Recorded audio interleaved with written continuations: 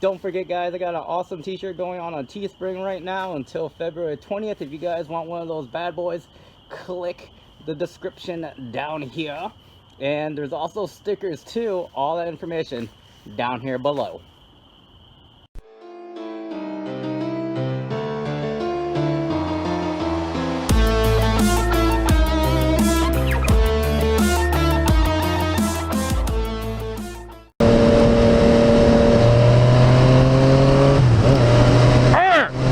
It's your buddy Pizzle Ross here, and today I just want to talk about a little bit about how I got into motovlog. You know, what inspired me to get into motovlogging, because as this video is going to come out, it's like February time.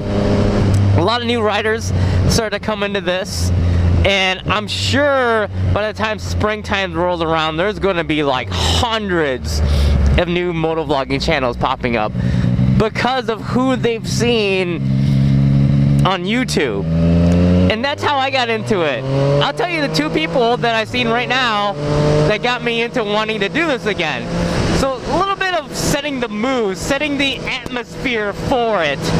I actually hadn't been riding for probably 2 or 3 years, and I've been thinking about getting another bike. And springtime was coming up, so it's winter time. I'm like laying there in Chicago. It's like 2 in the morning or whatever. I'm looking at motorcycles. I'm looking up Kawasaki's, specifically Kawasaki Ninjas, because that was the last bike I had. And this dude pops up in San Bernardino, California. You guys can probably see where this is going. He's riding around his bike and he's talking in his freaking helmet. I'd never seen anything like this before, and he's going to the store to actually go get another fucking helmet that he found at like some dirt cheap place like fucking Big Lots or some other shit like that.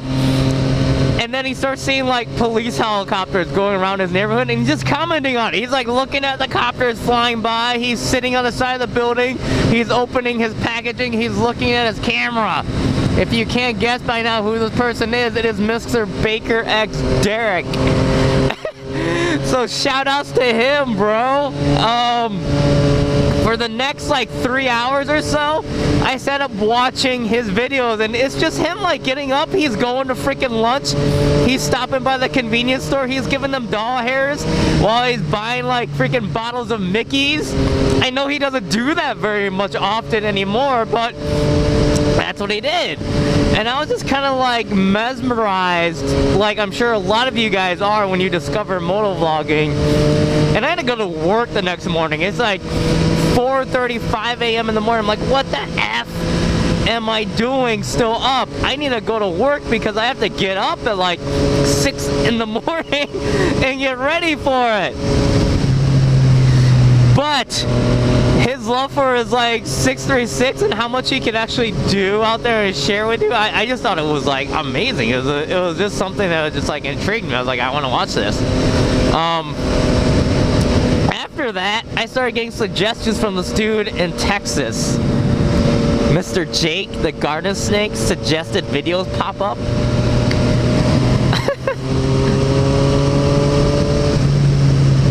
And I'm watching him, and I never even thought of anything about supermotos or dirt bikes or any of those things. I was like, whatever. And he's like, the first episode I watch of him is just him riding around his neighborhood. He runs up to a freaking like one of those big ass machines that say like stop or whatever from the police, like blah blah blah. I have a statistic here, robbery, speeding, blah blah blah. And somehow he rolls into a Froggy Fresh song. That just got me like fucking hooked. He kept calling this fucking thing like RoboCop, like this fucking traffic signal. He's sitting there like having a conversation with it. How did I get to this part of YouTube? How did that freaking happen, right? So that's it.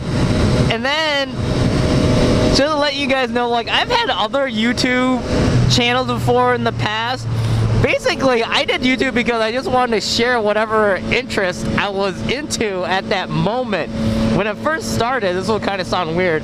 It was about like sim racing. If you guys don't know what sim racing is, you're basically just playing like Gran Turismo or Forza Motorsports or whatever in a racing rig with like a seat and a steering wheel. It's like $1,000 setup. And I was really into it at that time, and I was posting videos, and people were like, thousands and thousands of people were watching each of my videos, and they were shit. I was recording them on like a fucking Sony CyberShot, whatever, 1995 camera that looked like fucking 100 fucking, I don't know, DPI. But people were watching, and I was sharing it. So I was like, well, I'm about to get back into motorcycling. Why not? I try this.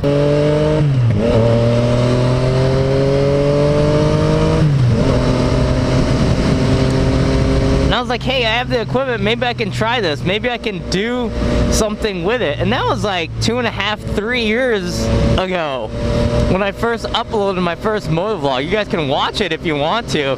It's fucking cringe-worthy as hell. That's how it all started off, just by like wanting to share whatever my interest was at the moment.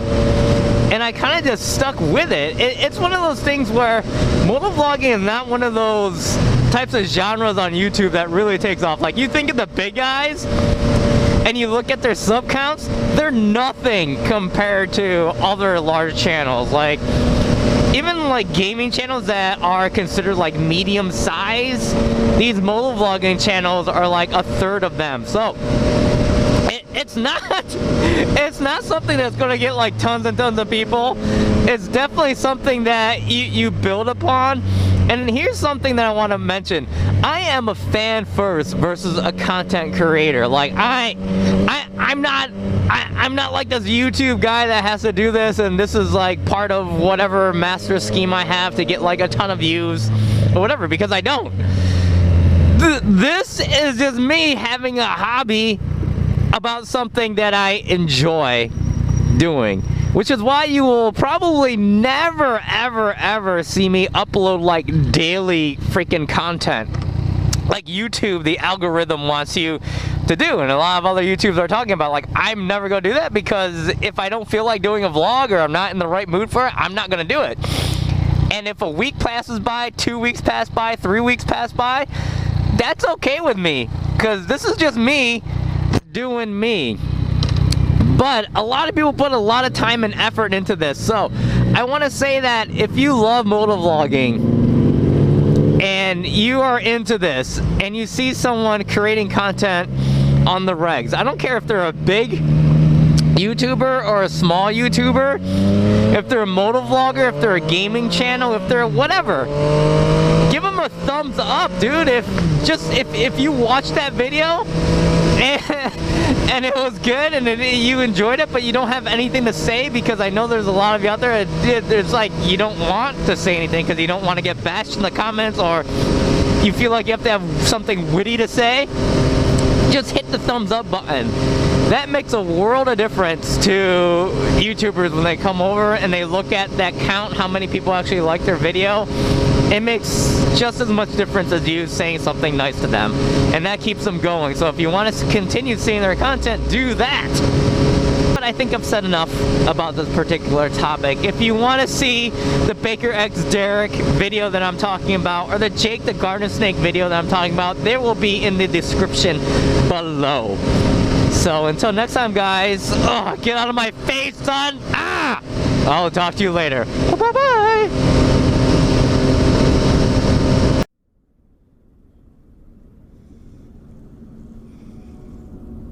What are you guys still doing here? Click that subscribe button. It's not gonna hurt you. Go ahead, click it right here. Go on, keep doing it here. Click now!